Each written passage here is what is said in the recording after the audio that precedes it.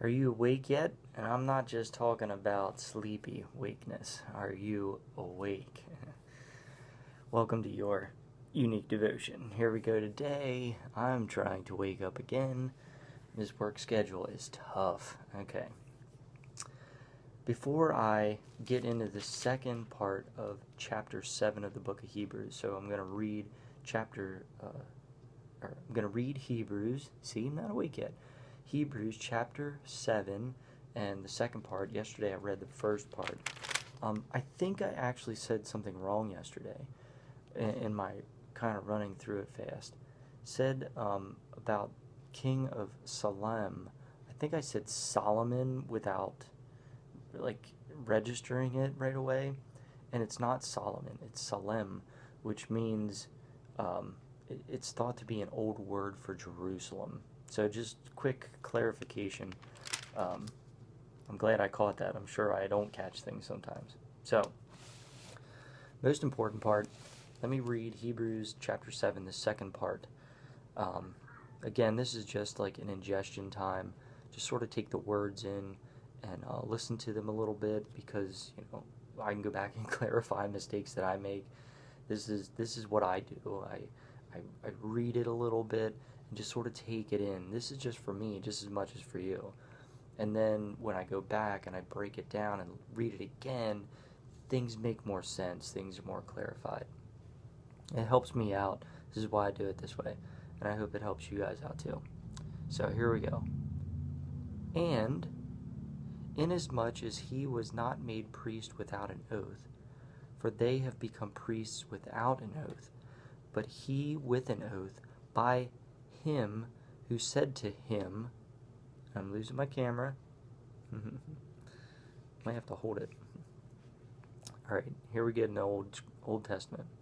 The Lord was sworn and will not relent. You are a priest forever, according to the order of Melchizedek. By so much more, Jesus has become a surety of a better covenant. Also, there were many priests, because they were prevented by death from continuing. But he, because he continues forever, was an unchangeable priesthood. Therefore, he is also able to save to the utmost those who come to God through him, since he always lives to make intercession for them.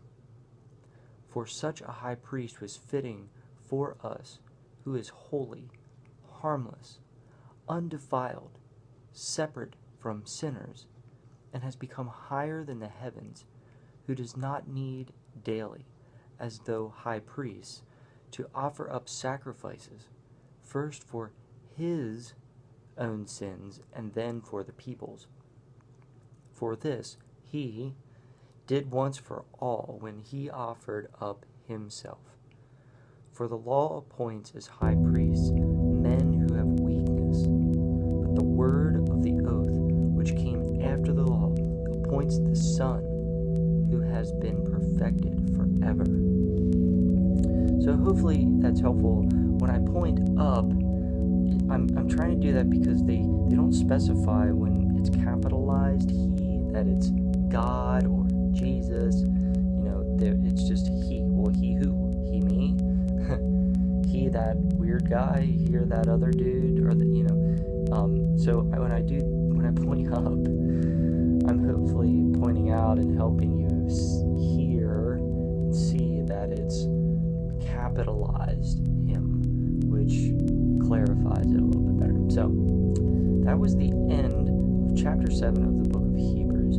Like I said, tomorrow, like we always do, I'll go back, break it down. We'll do section to section, look for that God question, a little bit of clarification if I need. Don't usually do a big history lesson here, because it takes up so much time to do that, but I might have to point out one or two things because I need to read it in order to clarify, and maybe if I see something in it, I think it'll help you guys watching and listening.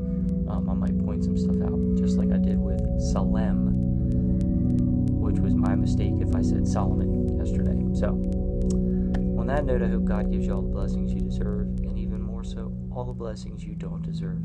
Have a wonderful day. I'll see you tomorrow. Don't forget to do all the fun stuff you're supposed to do. Like, subscribe, comments, check the D box. I will see you tomorrow.